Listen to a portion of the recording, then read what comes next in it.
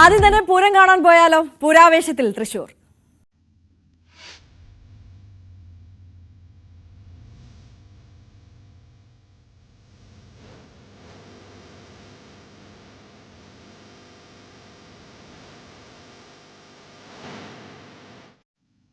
പൂരത്തിന് ഒരുങ്ങിയിരിക്കുകയാണ് തൃശൂർ. ഇന്നാണ് പൂര വിളംബരം. നെയ്തലക്കാവ് ഭഗവതിയുടെ തിടമ്പേറ്റി തെക്കേ ഗോപുര നട തുറന്ന് കൊമ്പൻ എറണാകുളം ശിവകുമാറാണ് പൂര വിളംബരം നടത്തുക. നെയ്തലക്കാവിൽ നിന്ന് വിളംബരത്തിനുള്ള പുറപ്പാട് തുടങ്ങി.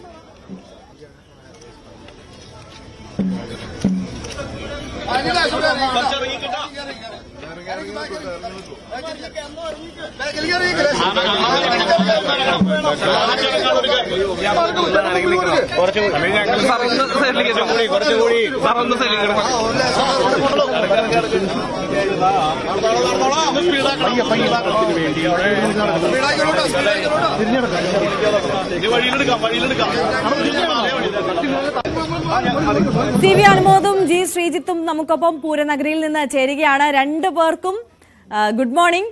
എന്തായാലും കേരളത്തിന്റെ മനസ്സൊന്നാകെ ഈ 2 ദിവസം ഇനി തൃശ്ശൂരിലായിരിക്കും. പൂര വിളംബരത്തിനായുള്ള കാത്തിരിപ്പാണ്. അതിന് നെയ്തലക്കാവിലെ അമ്മ പുറപ്പെട്ടു കഴിഞ്ഞിരിക്കുന്നു. നഗരിയിലെ കാഴ്ചകൾ എങ്ങനെയാണ്? ആദ്യം അനുമോദ്.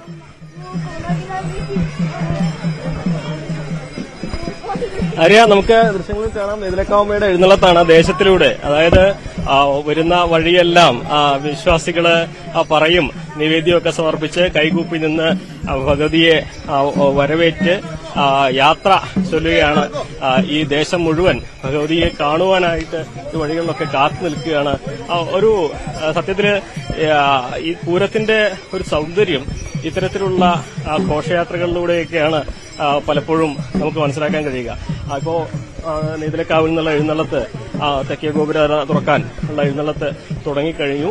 ഏതാണ്ട് 1.5 മണിക്കൂർ സമയമെടുക്കും എഴുന്നള്ളത്തോടെ റൌണ്ടിലെത്തിയിട്ട് മണികണ്ഠനാൽ പരിസരത്ത് മേളത്തിന്റെ അകമ്പടിയോടെ പടിഞ്ഞാറേ ഗോപുരനില വഴി വടക്കുനാഥിനെ വലം വെച്ച് തെക്കേ ഗോപുരത്തിലേക്ക് ഇറങ്ങും.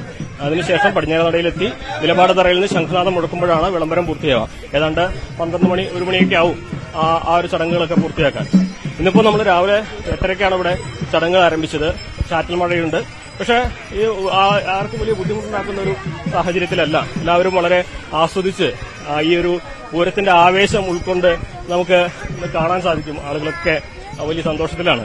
കാരണം വെയിലിന്റെ ബുദ്ധിമുട്ടൊന്നുമില്ല. ചെറിയ ചാറ്റൽ മഴയൊക്കെ ആണെങ്കിലും ഇതൊക്കെ പൂരത്തിന്റെ ഭാഗമായിട്ട് എല്ലാവരും ആസ്വദിച്ച് നടക്കുകയാണ്. നെയ്തലക്കാവമ്മയാണ് ഈ തൃശൂർ പൂരത്തിൽ ഏറ്റവും നിർണായകമായിട്ടുള്ള ചടങ്ങുകളൊക്കെ പങ്കെടുക്കുന്നത്. ശക്തൻ തമ്പുരാന്റെ വലിയ വിശ്വാസമായിരുന്നു നെയ്തലക്കാവില്. അപ്പോൾ ശക്തൻ തമ്പുരാൻ ചിട്ടപ്പെടുത്തിയ പൂരത്തിൽ നെയ്തലക്കാവമ്മയ്ക്ക് എപ്പോഴും സവിശേഷമായ ഒരു സ്ഥാനം നൽകിയിട്ടുണ്ട്. അതാണ് ഈ പൂരത്തിലെ ഏറ്റവും പ്രധാനപ്പെട്ട ചടങ്ങായിട്ടുള്ള പൂരവിളംബരം. തെക്കേ ഗോപുരം നട തുറന്ന് പൂരവിളംബരം നടത്താനുള്ള അവകാശം നെയ്തലക്കാവമ്മയ്ക്ക് നൽകിയിട്ടുള്ളത്. പൂരത്തിന്റെ ദിവസം, അതായത് നാളെ ഏറ്റവും അവസാനം വടക്കുനാഥനെ വന്ന് തൊഴുതു മടങ്ങുന്നതും നെയ്തലക്കാവമ്മയാണ്. അപ്പോൾ നെയ്തലക്കാവമ്മയുടെ സവിശേഷമായ ഒരു പ്രാധാന്യമുണ്ട് നെയ്തലക്കാവമ്മയ്ക്ക് ഈ തൃശൂർ പൂരവുമായി ബന്ധപ്പെട്ട്. ഇന്നിപ്പോ നമ്മൾ കാണാം, ഘോഷയാത്രയായിട്ട് ഈ വഴിയിലുടനീളം ആളുകൾ കാത്തു നിൽക്കുന്നത് കാണാൻ പറ്റും. പലരും പ്രസാദം, അവിലും അതേപോലെ തന്നെ നിവേദ്യവും ഒക്കെ സമർപ്പിച്ച് ഭഗവതിയെ വണങ്ങുന്ന കാഴ്ച കാണാൻ കഴിയുന്നു. ആളുകളൊക്കെ, കുട്ടികളൊക്കെ ആണെങ്കിൽ ആന വരുന്നത് കൗതുകത്തോടെ നോക്കി നിൽക്കുന്നു, മൊബൈലിൽ പകർത്താൻ ശ്രമിക്കുന്നു. ശരിക്കും ഈ പൂരത്തിന്റെ ഒരു ആവേശം, അതിന്റെ ഒരു കാഴ്ച നമ്മൾ ഇനി കാണാൻ പോകുന്നത് തെക്കേ ഗോപുര നട തുറന്ന് ഈ എറണാകുളം ശിവകുമാർ നെയ്തലക്കാവമ്മയുടെ തിടമ്പുമായി പുറത്തേക്ക് ഇറങ്ങുന്ന ആ ഒരു നിമിഷത്തിലാണ്. മുമ്പൊക്കെ ആളുകളൊക്കെ ഈ പൂരവിളംബര ദിവസം അത്രയ്ക്കൊന്നും എത്തിയില്ലെങ്കിൽ ഇന്നിപ്പോ തെക്കോട്ടിറക്കത്തിന് സമാനമായ രീതിയിലുള്ള ഒരു ആവേശമാണ് ഈ തെക്കേ ഗോപുരം തുറന്ന് പൂരവിളംബരം നടത്തുന്ന ചടങ്ങിനുള്ളത്. അത്രമാത്രം ആളുകളാണ് ആ നട തുറന്ന് ആന പുറത്തിറങ്ങുമ്പോൾ അതിന്റെ ദൃശ്യങ്ങൾ പകർത്താനും അത് ആഘോഷമാക്കാനും അത് കാണാനും ഒക്കെയായിട്ട് ഇവിടെ തെക്കേ നടയ്ക്ക് കാത്തു നിൽക്കുക. നമ്മൾ കാണാം, ഇങ്ങനെയൊക്കെ ആനയ്ക്ക് ഭഗവതിക്ക് നൽകുന്ന പ്രസാദങ്ങളാണ്, അല്ലെങ്കിൽ വഴിപാടുകളാണ്. ആനയ്ക്ക് വേണ്ടി പഴവും അവിലും ഒക്കെ നൽകി അങ്ങനെ ഈ ദേശത്തിന്റെ, ഗ്രാമത്തിന്റെ വഴികളിലൂടെ നടന്നു പോവാണ്. MLA സേവ്യർ ചിറ്റിലപ്പള്ളി കൂടെ നടക്കുന്നുണ്ട്. നമ്മള് ഈ പൂര വിളംബര ദിവസമുള്ള നടത്തം അതിപ്പോ ഒരു ശീലമാണല്ലോ നമ്മുടെ. തീർച്ചയായിട്ടും നെയ്തലക്കാവ് ഭഗവതി നട തുറക്കാൻ വേണ്ടി ഉള്ള ഏകദേശം 8 കിലോമീറ്റർ ദൂരം നടക്കാറുണ്ട്. എനിക്ക് ഈ ഒരു നാടൊന്നാകെ ഈ ഒരു ദിവസം കാത്തു നിൽക്കുന്ന കാണാൻ. അതെ അതെ അതെ, എല്ലാവരും ചേർന്ന് സന്തോഷത്തിന്റെ, അവിടെ മറ്റ് ഭേദചിന്തകളൊന്നുമില്ല. ഒരു മതനിരപേക്ഷതയുടെ ഉത്സവമാണ് യഥാർത്ഥത്തിൽ. അതുപോലെ തന്നെ ഒരു സാംസ്കാരിക മുന്നേറ്റം കൂടിയാണ്. സാംസ്കാരിക കേരളത്തിന്റെ തലസ്ഥാനമാണല്ലോ. അപ്പൊ നെയ്തലക്കാവ്, ചൂരക്കാട്ടുകാവ് 2 ഘടകപൂരങ്ങള് വടക്കാഞ്ചേരി നിയോജക മണ്ഡലത്തിലാണ് സ്ഥിതി ചെയ്യുന്നത്. വടക്കാഞ്ചേരിയെ സംബന്ധിച്ചിടത്തോളം ഉത്രാളിക്കാവും അതുപോലെ തന്നെ മച്ചാരി തിരാണിക്കാവും ഒക്കെ അടങ്ങുന്ന വളരെ പ്രധാനപ്പെട്ട പൂരാഘോഷങ്ങളോടൊപ്പം സഞ്ചരിച്ച ഒരു വൈകാരികതയിൽ തന്നെയാണ് ഇപ്പോ നെയ്തലക്കാവ് ഭഗവതിയോടൊപ്പം നട തുറക്കാൻ വേണ്ടിയുള്ള യാത്ര കഴിഞ്ഞ 3 കൊല്ലക്കാലവും ആ രീതിയിൽ സഞ്ചരിച്ചിരുന്നു. കാണുമ്പോഴേ നമുക്ക് ഈ വഴിയിൽ കാത്തുന്നവർ എല്ലാവരും ഇപ്പോ അവര് ഭഗവതി പുറത്തേക്ക് എഴുന്നള്ളുകയാണല്ലോ. ഭഗവതിയെ നേരിട്ട് തങ്ങളുടെ മുന്നിലൂടെ കടന്നു പോകുന്നു എന്ന നിലയിലുള്ള എല്ലാ അർത്ഥത്തിലുമുള്ള വിശ്വാസത്തിൽ. മഴ എങ്ങനെ ബുദ്ധിമുട്ടുണ്ടാക്കുന്നുണ്ടോ?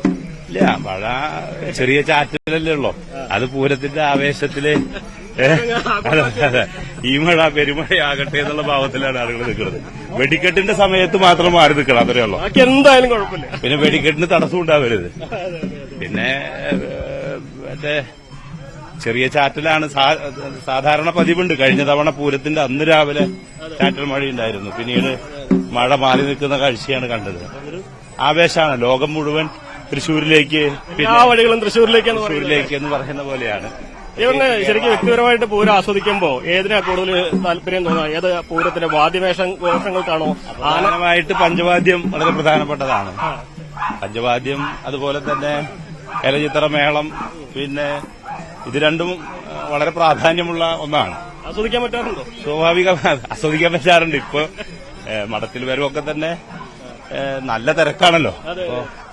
എങ്കിലും കുറച്ച് സമയമെങ്കിലും അത് കേൾക്കാൻ ശ്രമിക്കാറുണ്ട്. അതൊരു ആവേശമാണ്, അതാണ് ലഹരി യഥാർത്ഥത്തിൽ.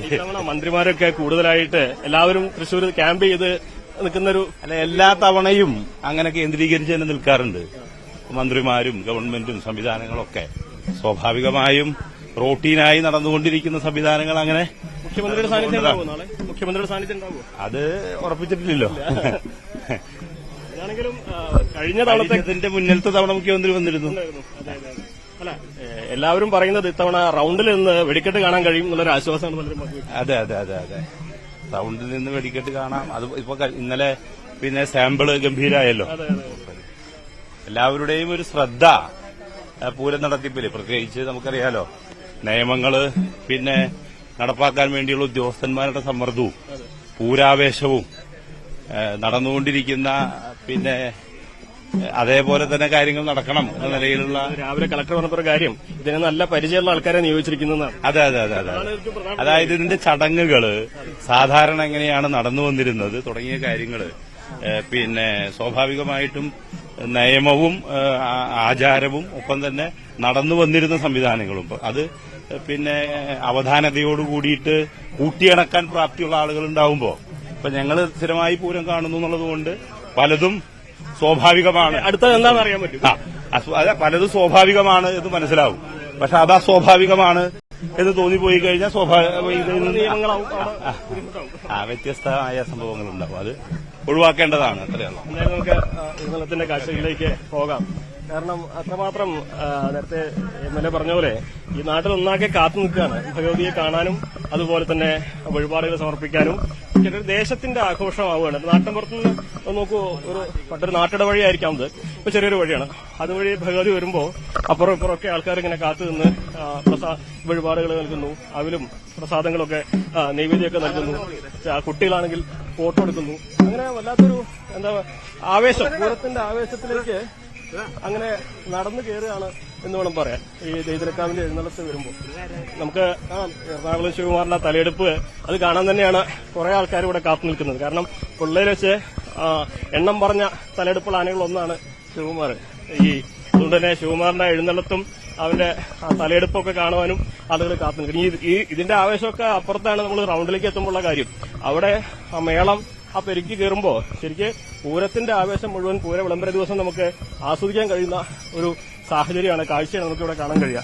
ആണെങ്കിലും പൂരത്തിന്റെ വിളംബരത്തിനായി നെയ്തലക്കാവമ്മയുടെ എഴുന്നള്ളത്ത് തുടങ്ങിക്കഴിഞ്ഞു. ഗ്രാമവീഥികളിലൂടെ നെയ്തലക്കാവമ്മ പൂരനഗരിയിലേക്ക് എഴുന്നള്ളുന്നതിന്റെ കാഴ്ചയാണ് നമ്മൾ കാണുന്നത്. എന്നാണെങ്കിലും എങ്ങനെയാണ് ഇത് 4ാം തവണയാണല്ലോ അല്ലേ? അതെ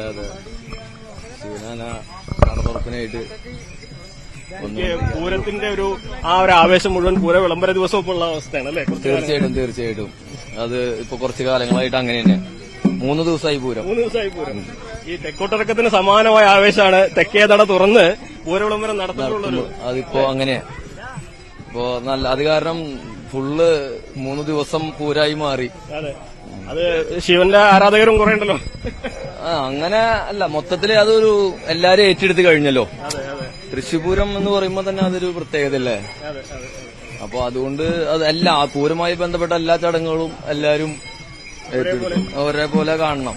അല്ല പിന്നെ ആനാന്നില്ല എല്ലാം പാർമേക്കാവിന് പകൽപൂരത്തിന്റെ പകൽപൂരത്തിന്റെ ഉപചാരം ചൊല്ലല് ശിവനാണ്. ഇപ്പൊ നാളെ നെയ്തലക്കാവ് ഭഗവതിനെ അവിടെ കൊണ്ടുവരുന്നതും ശിവനാണ്. ആണെങ്കിലും പൂരത്തിന്റെ ആവശ്യത്തിലേക്ക് നമ്മളിങ്ങനെ നടന്നു കയറുകയാണ്. ഇപ്പോ നമ്മൾ പ്രധാനപ്പെട്ട പാതയിലേക്ക് കടക്കുകയാണ്. ഇവിടെയും ആളുകളൊക്കെ കാണാം ആനയ്ക്ക് സമർപ്പിക്കാനായിട്ട് പഴമൊക്കെ ആയിട്ട് നമുക്കിവിടെ കാണാൻ കഴിയും. പോകുന്ന വഴികളിലൊക്കെ ഇങ്ങനെയാണ് നമ്മൾ കാണുന്ന കാഴ്ചകൾ. ആനയുടെ വയറ് നിറയ്ക്കുന്ന ആനയ്ക്ക് പ്രിയപ്പെട്ട വിഭവങ്ങളൊക്കെ കൊടുത്ത് ആന ആസ്വദിച്ച് ഇതാണ് ഈ ഒരു എഴുന്നള്ളത്തിന്റെ പൂരവിളംബരത്തിന്റെ. അതെ, നെയ്തലക്കാവിലമ്മയുടെ തിടം പേറ്റി എറണാകുളം ശിവകുമാർ ഇങ്ങനെ ദേശം തൂടെ ഘോഷയാത്രയായി വന്നുകൊണ്ടിരിക്കുകയാണ് വടക്കുംനാഥ സന്നിധിയിലേക്ക്. വടക്കുംനാഥ സന്നിധിയിൽ നിന്ന് ഇപ്പോൾ നമുക്കൊപ്പം ജി ശ്രീജിത്ത് കൂടി ചേരുകയാണ്. അനുമോദ്, ഞാൻ മടങ്ങിയെത്താം. ശ്രീജിത്ത്, അവിടെ തെക്കേ ഗോപുര നട തുറക്കാൻ കാത്തിരിക്കുകയായിരിക്കും അല്ലേ പൂരപ്രേമികളും ഭക്തജനങ്ങളും?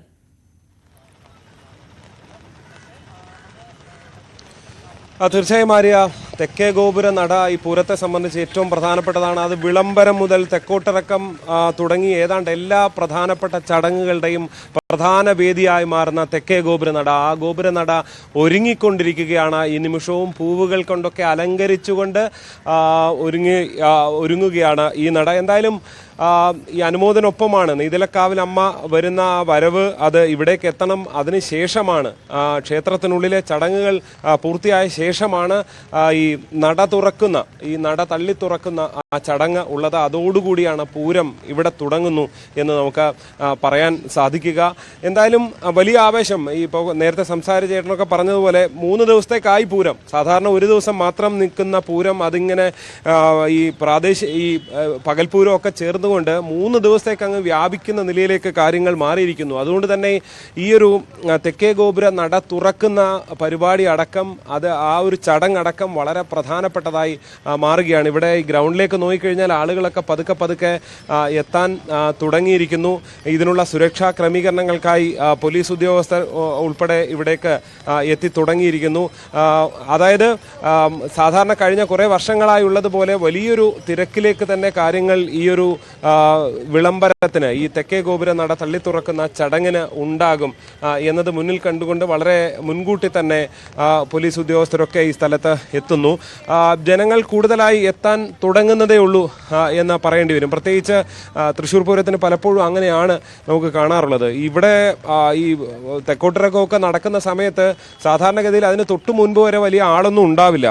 മഠത്തിൽ വരവും അങ്ങനെയുള്ള ഇലഞ്ഞിത്തറ മേളത്തിൻ്റെ ഭാഗത്തൊക്കെ ആയിരിക്കും ആളുകൾ ഉണ്ടാവുക. ഈ തെക്കോട്ടിറക്കമൊക്കെ തുടങ്ങുന്ന സമയത്തേക്ക് എവിടെ നിന്നാണ് ഇത്രയധികം ആളുകൾ വന്നത് എന്ന് തോന്നിപ്പിക്കുന്ന തരത്തിൽ വളരെ പെട്ടെന്ന് തന്നെ വലിയൊരു ജനക്കൂട്ടം പൂരപ്രേമികൾ ഇവിടേക്ക് ഇരച്ചെത്തുന്ന കാഴ്ചയൊക്കെയാണ് കാണാൻ സാധിക്കുന്നത്. അതുകൊണ്ട് തന്നെ ഇപ്പോൾ ഏതാണ്ട് 1-2 മണിക്കൂർ കഴിഞ്ഞാൽ ഇവിടെ ഈ ഗോപുരനട തള്ളി തുറക്കുന്ന ചടങ്ങാണുള്ളത്. പക്ഷേ ഇപ്പോൾ ഇവിടെ ഈ ഗ്രൗണ്ട് ഒരല്പം അത്രയധികം ആള് തിങ്ങി നിൽക്കുന്നു എന്ന് പറയാൻ കഴിയില്ല. പക്ഷേ ഏതാണ്ട് നിമിഷങ്ങൾക്കുള്ളിൽ വൈകാതെ ഈ എഴുന്നള്ളത്തിങ്ങോട്ടേക്ക് എത്തുമ്പോഴേക്ക് പിന്നെ വലിയൊരു തിരക്കിലേക്ക് ഈ ഒരു പ്രദേശം, ഈ തെക്കേ ഗോപുരനട ഉൾപ്പെടുന്ന പ്രദേശം മാറും എന്നാണ് നമുക്ക് ഇവിടെ നിന്നുള്ള ഓരോ തവണയും പൂരത്തിൽ പങ്കെടുക്കുന്നവരുടെയൊക്കെ ഒരു അനുഭവം വെച്ച് മനസ്സിലാക്കാൻ സാധിക്കുന്നത്.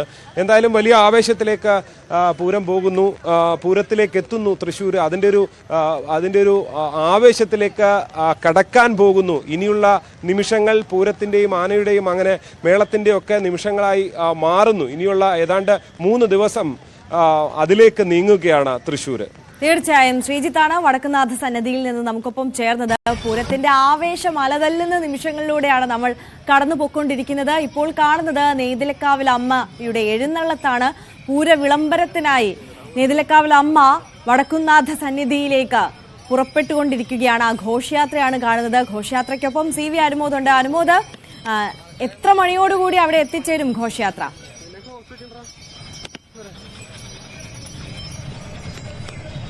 ആര്യ, 10 മണിയോടെ തൃശൂർ റൌണ്ടിലേക്ക് എത്തുമെന്നാണ് നമ്മൾ കണക്കാക്കുന്നത്. അതിനുശേഷം 2 മണിക്കൂറോളം മേളം ഉണ്ട് മണികണ്ഠനാൽ പരിസരത്ത്. അതിനുശേഷമാകും വടക്കുന്നാഥ ക്ഷേത്ര സന്നിധിയിലേക്ക് നെയ്തലക്കാവമ്മ പ്രവേശിക്കുക. പടിഞ്ഞാറേ നടയിലൂടെ കടന്ന് വടക്കുനാഥനെ വലം വെച്ച് തെക്കേ ഗോപുരനട തുറന്ന് അമ്മ പുറത്തിറങ്ങി പിന്നീട് പടിഞ്ഞാറേ നടയിലെ വിളംബരം നടത്തുന്ന നിലപാട് തറയിലേക്ക് എത്തും. നിലപാട് തറയിലെത്തി അവിടെ ശംഖനാഥം മുഴക്കുന്നതോടെയാണ് വിളംബരം നടക്കുക. എന്താണ് കാലാവസ്ഥയൊക്കെ അനുകൂലമല്ലേ? കാലാവസ്ഥ അടിപൊളി. ഇറങ്ങിയപ്പോ മഴയില്ല, നല്ല മഴയായിരുന്നു. ഇപ്പൊ മഴയൊന്നുമില്ല. അതിപ്പോ ചാറ്റൽ മഴയൊക്കെ സൗകര്യമാണല്ലേ? ഇത് കുഴപ്പമില്ല. ഭയങ്കര മഴയായിരുന്നു, രാത്രി പേടിച്ചു പോയി. ഇപ്പൊ കുഴപ്പമില്ല. മേള എത്ര മണിക്കാണ്? 10 മണിയോടെ മേളം 10 മണി കഴിയും. 10-10:30. അതിൽ മേളത്തിന്റെ കമ്പടിയോടെ നേരെ വടക്കുന്നാഥ അതെ, കാര്യങ്ങളൊക്കെ ഭംഗി. മഴ ഇല്ലാണ്ട് നല്ലതായി. ആര്യ, ഈ മഴ തുള്ളികൾ ഇങ്ങനെ വീണുകൊണ്ടിരിക്കുന്നുണ്ട്. അത് വലിയ മഴയായിട്ട് മാറിക്കഴിഞ്ഞാലാണ് നമുക്ക് ചെറിയ ബുദ്ധിമുട്ടുണ്ടാവുക. അതല്ലെങ്കിൽ ഈ മഴത്തുള്ളി നനഞ്ഞ് ഈ ആളുകളൊക്കെ ഭഗവതിയുടെ കൂടെ ദേശം വരേക്ക് അങ്ങനെ പോവുകയാണ് ചെയ്യുക. ഇതാണ് മഴ പ്രശ്നമാവോ?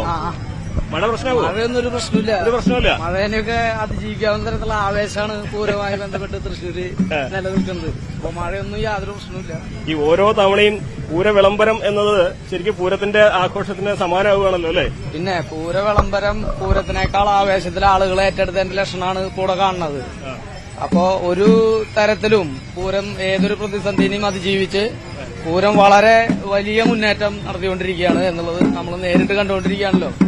അപ്പൊ പൂരത്തിനേക്കാൾ വലിയ ആവേശത്തിലേക്ക് പൂര വിളംബരം എത്തിയിരിക്കുന്നു എന്നുള്ളതാണ് നമ്മളിപ്പോ കണ്ടുകൊണ്ടിരിക്കുന്നത്. 12 മണിയോടെ ചടങ്ങുകൾ കഴിയോ? എന്താണ്? 12 മണിയോടുകൂടി നമ്മൾ ഏകദേശം ഒരു 11:30 തൃശ്ശൂര് എത്തിച്ചേരുമെന്നാണ് നമ്മൾ പ്രതീക്ഷിക്കുന്നത്. അപ്പോ അതിനുശേഷം അവിടുത്തെ ചടങ്ങുകൾ കൂടി നല്ല രീതിയിൽ മുന്നോട്ട് പോവും. മഴയൊന്നും യാതൊരു പ്രശ്നവുമില്ല. 1 മണിയോടെ തിരിച്ചു വരും എന്നുള്ളതാണ്. നമ്മൾ നേരത്തെ പറഞ്ഞ പോലെ വഴി നീളെ പ്രസാദങ്ങളൊക്കെ ആനയ്ക്ക് പഴങ്ങായിട്ടാണെങ്കിലും ഭഗവതിക്കുള്ള നിവേദിയായിട്ടാണെങ്കിലും ആളുകൾ മുഴുവൻ കാത്തു നിൽക്കുന്ന ഒരു കാഴ്ച. അത് ശരിക്കൊരു ഈ പൂരം എങ്ങനെ എല്ലാ വീടുകളിലേക്ക് എത്തുന്നു എന്നുള്ളതിന്റെ ഒരു കാഴ്ച. പൂരം ജനങ്ങളെ ഏറ്റെടുത്തു എന്നുള്ളതിന്റെ ലക്ഷണമാണ് അത് ഈ കാണുന്നത്. നമുക്ക് ഭഗവതിക്ക് സമർപ്പിക്കുക, അല്ലെങ്കിൽ കണിവെള്ളരിയും കക്കരിക്കും ഒക്കെ സമർപ്പിക്കാനായിട്ട് കാത്തു നിൽക്കുകയാണ്. അതിന് കൊടുക്കുന്നതാണ്, ആനയ്ക്ക് കൊടുക്കുന്ന കാണാൻ മതി.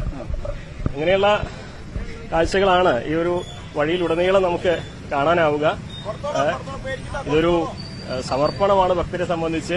അതിലുപരിയായിട്ട് ഭഗവതിക്ക് കൊടുക്കുന്നു എന്നുള്ള സങ്കല്പം വിശ്വാസികൾക്ക് ഉണ്ടാവും. കുട്ടികൾക്കാണെങ്കിൽ ആനയ്ക്ക് കൊടുക്കുന്നു എന്നുള്ള സങ്കല്പം. എന്താണെങ്കിലും ഇത്തരത്തിൽ വളരെ ഒരു നാട്ടിൻ പുറത്ത് ഉത്സവത്തിനൊക്കെ നമ്മൾ സ്ഥിരം കാണുന്ന എല്ലായിടത്തും ഒരുപക്ഷെ കാണാൻ കഴിയാത്ത അങ്ങനെയുള്ള പല കാഴ്ചകൾക്കും നമുക്ക് ഈ ഒരു പൂര വിളംബരത്തിന്റെ ദിവസം നെയ്തലക്കാവുമ്മയുടെ കൂടെ ഈ എഴുന്നള്ളത്തിൽ പങ്കെടുക്കുമ്പോൾ കാണാൻ സാധിക്കുന്നുണ്ട്. അതൊക്കെ ഒരുപക്ഷെ ഈ തൃശ്ശൂരുകാർക്ക് ഇതൊന്നും പുതുമുള്ളതായിരിക്കില്ല. അവരൊക്കെ ഇതൊക്കെ ഈ എഴുന്നള്ളത്ത് വരുമ്പോൾ പറ നിറച്ചു കൊടുക്കുന്നതും അവില് കൊടുക്കുന്നതും അതെല്ലാം തൃശ്ശൂരുകാർക്ക് പൊതുവെ ഒരു കാഴ്ച മാത്രമാണ്. പക്ഷെ തൃശ്ശൂരിന് പുറത്തുള്ളവർക്ക് ഒരുപക്ഷെ ഇതൊക്കെ അത്ര കൗതുകമുള്ള കാഴ്ചകൾ കൂടിയാണ്. എന്തായാലും നെയ്തലക്കാവിൽ അമ്മയുടെ പുറപ്പാടാണ്. ഘോഷയാത്ര ഇങ്ങനെ പുരോഗമിച്ചുകൊണ്ടിരിക്കുകയാണ്. വഴിയോരങ്ങളിൽ നിന്ന് ഭക്തജനങ്ങളുടെയൊക്കെ സ്നേഹമൊക്കെ ഏറ്റുവാങ്ങിക്കൊണ്ട് എറണാകുളം ശിവകുമാർ തിടം പേറ്റിക്കൊണ്ട് വടക്കുന്നാഥ സന്നിധിയിലേക്ക് പുറപ്പെട്ടിരിക്കുകയാണ്. ഏകദേശം 10:30 ഈ ഘോഷയാത്ര അവിടെ എത്തിച്ചേരുമെന്നുള്ളതാണ് പ്രതീക്ഷിക്കുന്നത്. ഘോഷയാത്ര പുരോഗമിക്കുന്നു. ചെറിയൊരു ചാറ്റൽ മഴയൊക്കെ ഉണ്ട്. പക്ഷെ അതൊന്നും പൂരപ്രേമികളുടെ ഭക്തജനങ്ങളുടെ ആവേശത്തെ തെല്ലും കെടുത്തില്ല എന്നുള്ളതാണ്.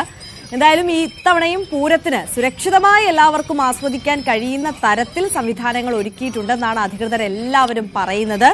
നമുക്കറിയാം, പൂരങ്ങളുടെ പൂരം എന്ന് വെറുതെ പറയുന്നതല്ലല്ലോ. കേരളത്തിലെ എണ്ണം പറഞ്ഞ കൊമ്പന്മാർ, താളവാദ്യ രംഗത്തെ കുലപതികൾ, പ്രൗഢമായ കരിമരുന്ന് പ്രയോഗം, എല്ലാത്തിനും മീതെ കാണികളുടെ ആവേശോജ്വലമായ പങ്കാളിത്തം കൊണ്ടാണ്. സത്യം പറഞ്ഞാൽ കേരളത്തിന്റെ ഒരു പരിച്ഛേദം തന്നെ നാളെ തെക്കിൻകാട് മൈതാനിയിലേക്ക് എത്തിച്ചേരുമെന്നുള്ളതാണ്. അതിനുവേണ്ട എല്ലാ സജ്ജീകരണങ്ങളും അവിടെ ഒരുക്കിയിട്ടുണ്ട് എന്നുള്ളത് നേരത്തെ മന്ത്രി കെ രാജൻ ന്യൂസ് 18നോട് പറഞ്ഞിരുന്നു. സുരക്ഷാ ക്രമീകരണങ്ങൾക്ക് ഇത്തവണയും ചുമതലക്കാരുണ്ട്. സ്വരാജ് റൗണ്ടിൽ നിന്ന് തന്നെ വെടിക്കെട്ട് ആസ്വദിക്കാൻ എല്ലാവർക്കും കഴിയും എന്നും മന്ത്രി പറഞ്ഞു. മന്ത്രിയുടെ പ്രതികരണം കൂടി കേൾക്കാം. പൂരവിളംബരത്തിന് തൃശൂർ ഒരുങ്ങിക്കഴിഞ്ഞു. മന്ത്രി കെ രാജൻ നമ്മോടൊപ്പം ചേരുന്നു. രാജേട്ടാ, മഴ ഒരു പ്രശ്നമാകുന്നുണ്ടോ? മഴ ഒരു ചെറിയ തുടക്കം, ചൂടൊന്നും മാറ്റാനുള്ളതാണ്, കുഴപ്പമുണ്ടാകില്ല. വളരെ ഗംഭീരമായിട്ട് പൂരത്തിന്റെ ഒരുക്കങ്ങളെല്ലാം നടന്നു കഴിഞ്ഞു. നെയ്തലക്കാവ് ഭഗവതി എറണാകുളം ശിവകുമാറിന്റെ പുറത്ത് തിടമ്പേറ്റി അവിടെ എത്തിച്ചേരുന്നതോടുകൂടി യഥാർത്ഥത്തിൽ പൂരം ഇനിയുള്ള മണിക്കൂറുകൾ മുഴുവൻ തൃശൂരിന്റെ ശ്വാസഗതികളെ പോലും നിയന്ത്രിക്കുന്ന ഒരു താളമായിട്ട് മാറാൻ വേണ്ടി പോവുകയാണ്. ഇന്നലത്തെ സാമ്പിൾ വെടിക്കെട്ട് ഗംഭീരമായി. സാമ്പിൾ വെടിക്കെട്ടിനേക്കാൾ ഗംഭീരമാകും യഥാർത്ഥ വെടിക്കെട്ട് എന്നുള്ള പൊതുധാരണയുണ്ടായി. ആ വിധത്തിൽ ഗംഭീരമായിട്ടുള്ള പൂര തയ്യാറെടുപ്പിലേക്ക് പോവുകയാണ്. എന്തൊക്കെ ഒരുക്കങ്ങൾ? സുരക്ഷ കുറെ കൂടി നമ്മൾ കഴിഞ്ഞ തവണത്തേക്കാളും കുറെ കൂടി സുരക്ഷാ ക്രമീകരണങ്ങളൊക്കെ നല്ല സുരക്ഷാ ക്രമീകരണങ്ങളുണ്ട്. ആ സുരക്ഷാ ക്രമീകരണങ്ങൾ മാത്രമല്ല, നല്ല തയ്യാറെടുപ്പുള്ള ആളുകൾ തന്നെയാണ് പൂരവുമായി ബന്ധപ്പെട്ട് വന്നിട്ടുള്ളത്. എഴുന്നള്ളിപ്പിനും മാത്രമല്ല, മേളത്തിനും മാത്രമല്ല, നിയന്ത്രണത്തിനും പ്രമാണിമാരാണ്. കഴിഞ്ഞ തവണത്തെ മുന്നനുഭവത്തിൽ നമ്മൾ ഒരുപാട് മാറ്റങ്ങൾ വരുത്തും. അല്ല, അങ്ങനെ വലിയ മാറ്റങ്ങൾ നല്ല ഇന്നലത്തെ സാമ്പിൾ വെടിക്കെട്ടൊക്കെ കേരളം കണ്ടതിൽ വെച്ച് സാമ്പിൾ വെടിക്കെട്ട് നടന്നതിൽ വെച്ച് ഏറ്റവും ഗംഭീരമായിട്ടുള്ള വെടിക്കെട്ടായിട്ട് മാറിയതാണ്. ചില പ്രയാസങ്ങൾ ഉണ്ടാക്കാൻ ബോധപൂർവമായിട്ടുള്ള പരിശ്രമങ്ങൾ ഉണ്ടായിരുന്നു. ഇത്തവണ അതൊന്നും ഉണ്ടാകില്ല. സംശയം, വെടിക്കെട്ട് കാണാൻ എന്തെങ്കിലും തടസ്സം ഉണ്ടാകുമെന്നുള്ളതാണ്. ഒരു തടസ്സവുമില്ല. 10-20,000 ആളുകൾക്ക് പുതിയതായിട്ട് കാണാൻ പറ്റുന്ന വിധത്തിൽ ഒരുപക്ഷെ ഞങ്ങളുടെയൊക്കെ കോളേജ് കാലത്തിന് ശേഷം ആദ്യമായിട്ട് നേരിട്ട് അവിടെ ആളുകൾക്ക് റോട്ടിൽ ഇറങ്ങി നിന്ന് കാണാൻ പറ്റുന്ന ഒരു കാലമായിട്ട് ഈ കാലം മാറും. സുരക്ഷിതമായ അകലത്തിൽ സ്വരാജ് റൗണ്ടിൽ വളരെ സുരക്ഷിതമായ അകലത്തിൽ സ്വരാജ് റൗണ്ടിൽ തന്നെ നിന്ന് കാണാൻ പറ്റും. അതാണ്. എന്താണെങ്കിലും ഇത്തവണ മുന്നൊരുക്കങ്ങളൊക്കെ ഏറെ ശ്രദ്ധയോടെ തന്നെയാണ് നിർവഹിച്ചിരിക്കുന്നത്. എല്ലാവർക്കും സുരക്ഷിതമായി പൂരം ആസ്വദിച്ച് മടങ്ങാനാവുന്ന സംവിധാനങ്ങൾ ഒരുക്കിയിട്ടുണ്ട് എന്നാണ് മന്ത്രി വ്യക്തമാക്കിയത്. ധനേഷിനൊപ്പം CB അനുമോൾ, ന്യൂസ് 18. യെസ്, അങ്ങനെ എല്ലാ ഒരുക്കങ്ങളും തയ്യാറായി കഴിഞ്ഞിരിക്കുകയാണ്. ഇനി പൂരാവേശത്തിന്റെ 2 ദിനങ്ങളാണ്. ഇന്ന് തന്നെ ഒട്ടുമിക്ക പൂരപ്രേമികളൊക്കെയും തൃശൂർ നഗരത്തിലേക്ക് എത്തിച്ചേരും. പൂരവിളംബരത്തിന് ഇനി മണിക്കൂറുകൾ മാത്രമാണ് ബാക്കി. നെയ്തിലക്കാവിൽ അമ്മ പുറപ്പെട്ടു കഴിഞ്ഞിരിക്കുകയാണ്. അപ്പോൾ ഇനി കണ്ണും മനസ്സും എല്ലാം നമ്മുടെ തൃശൂർ പൂര നഗരിയിലേക്കാണ്. മറ്റു വാർത്തകൾ കൂടി നമുക്ക് നോക്കണം ഇടവേളയ്ക്ക് ശേഷം.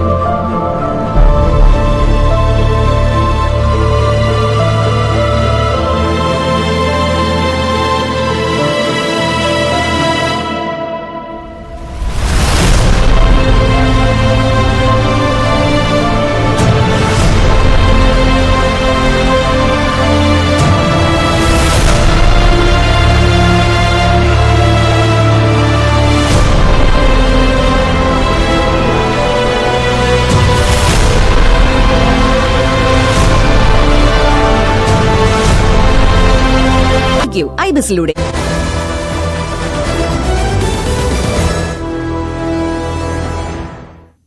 തിരികെ വാർത്തകളിലേക്ക്.